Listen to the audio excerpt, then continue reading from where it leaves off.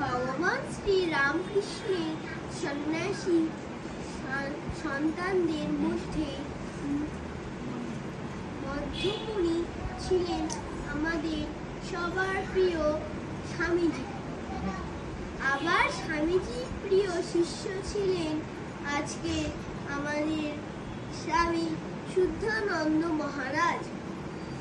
তিনি 1872 10 অক্টোবর মহা অষ্টমীর দিন কলিকাতার বউবাজার অঞ্চলে সার্পেন্টাইন লেনে জন্মগ্রহণ করেন। তার পিতার নাম আশুতোষ চক্রবর্তী এবং মাতা কুসুম কুমারী। তার সন্ন্যাস পূর্ব নাম ছিল সুধীরচন্দ্র চক্রবর্তী। পিতা বিখ্যাত পণ্ডিত ঈশ্বরচন্দ্র বিদ্যাসাগর, কেশবচন্দ্র যেন এবং তৎকালীন বিখ্যাত ব্যক্তিদের সঙ্গে বিদ্যাচর্চা ও জ্ঞান চর্চা করতেন। তাহার নাম যেমন সুধীর ছিল, তেমনি তার কর্ম সেই প্রভাব লক্ষ্য করা যায়। তিনি ধার্মিক বিদ্বান এবং আধ্যাত্মিকতায়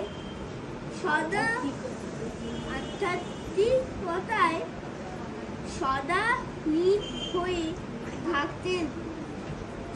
বাল্যকালে থেকে তিনি আর চারটে বাচ্চার থেকে একবারে আলাদা ছিলেন।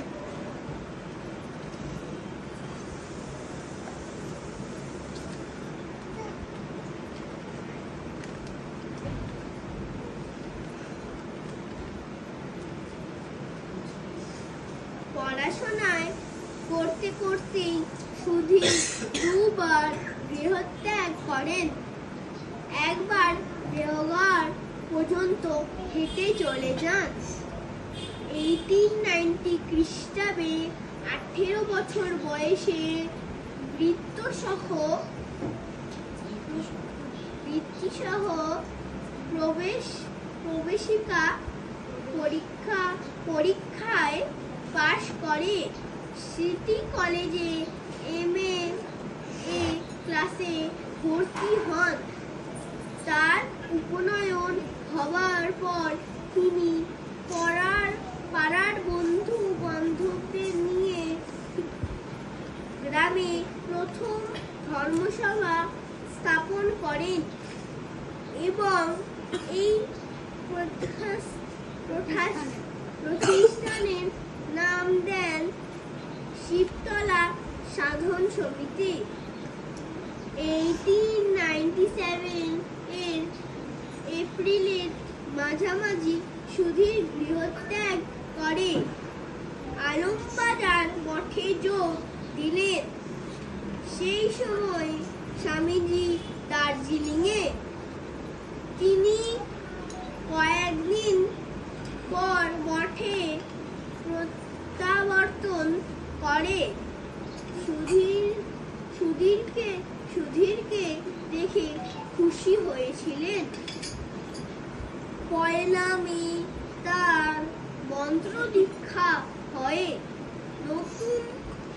নতুন নাম হয় ব্রহ্মচারী শুদ্ধানন্দ।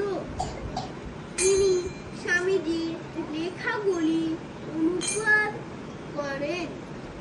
তার করা অনুবাদগুলির মধ্যে উল্লেখযোগ্য হল ভক্তিযোগ, কর্মযোগ, জ্ঞানযোগ ও ভক্তি রহস্য। রামকৃষ্ণ মঠের নিয়মাবলী প্রথমে তার কলমেও লিখিত হয়। 1898 খ্রিস্টাব্দে ব্রহ্মচারী শুদ্ধানন্দ শ্রী শ্রী ঠাকুরের প্রতিকৃতির